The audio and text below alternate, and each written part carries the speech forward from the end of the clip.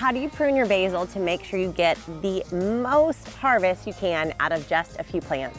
That's what I want to teach you in this video.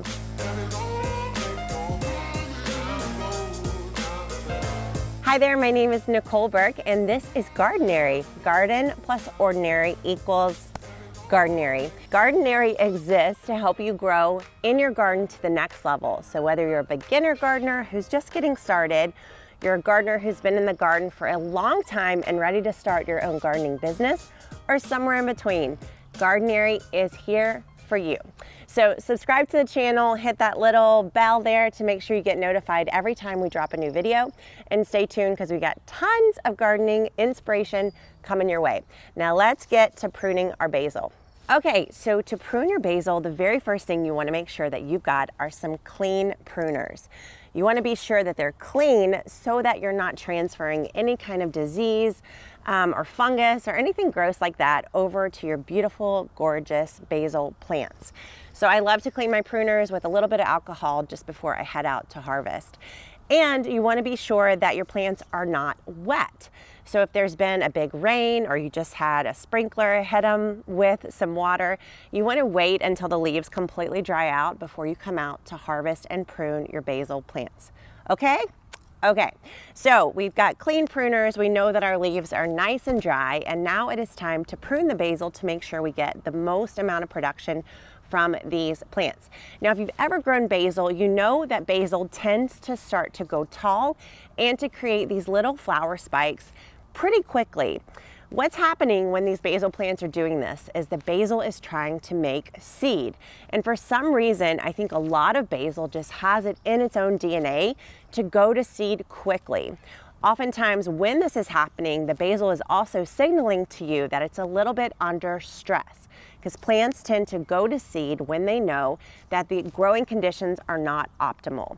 So the first thing to do to make sure you get the most out of your basil plants is if you start to see your plants going to seed, producing that little flower head, then you want to be sure you're watering them better. You're making sure they get plenty of water. You want to make sure they've got good sunlight, and maybe that you might want to put a little bit of compost around the base of the plant to be sure that the plant is getting as much nutrients as it needs.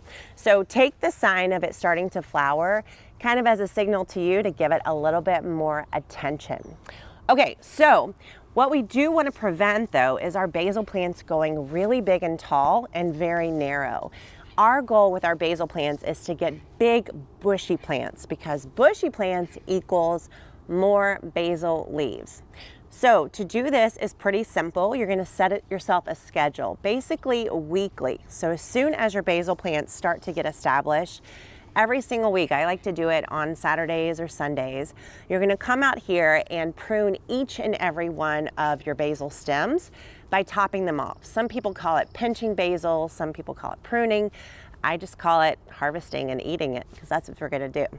Okay, so what you're going to do is come into each of your basil stems, no matter how many you have, and you're going to cut with your clean pruners right above a leaf node.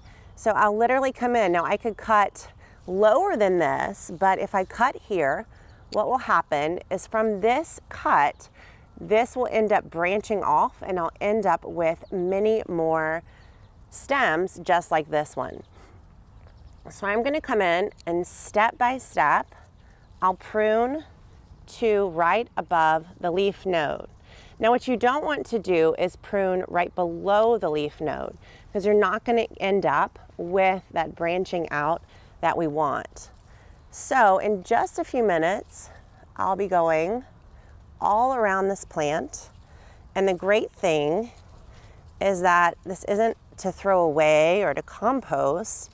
This is to bring inside and use right away. Now let me show you here what's happened. Do you see this little spot where it's been cut before? So you can see how the plant has kind of scabbed over, and this branching has occurred just like we talked about. So I cut this a while back, probably for a family pizza night, and then this branching happens naturally. So then I can come in here and cut again right here, and we'll get the branching to happen again and again and again.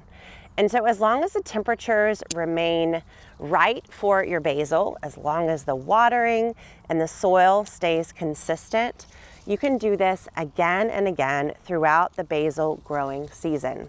Now, basil likes to grow when the temperatures are mostly in the warm season, so probably above 60, 65 degrees all the way up to super hot temperatures. Basil can handle the heat and it does not like to be overwatered. So as long as the conditions are like that for your basil, all you have to do is just keep cutting it. I like plants that are like that, don't you? So that's your tip for getting the most out of your basil plants. As you can see, I've got rows and rows of basil here in my pollinator garden. I've got it in containers. I've pretty much got it everywhere. And you can do the same. Basil's so easy to grow from seed. It's so prolific. And the great thing is it is literally a cut and come again plant as long as you keep cutting.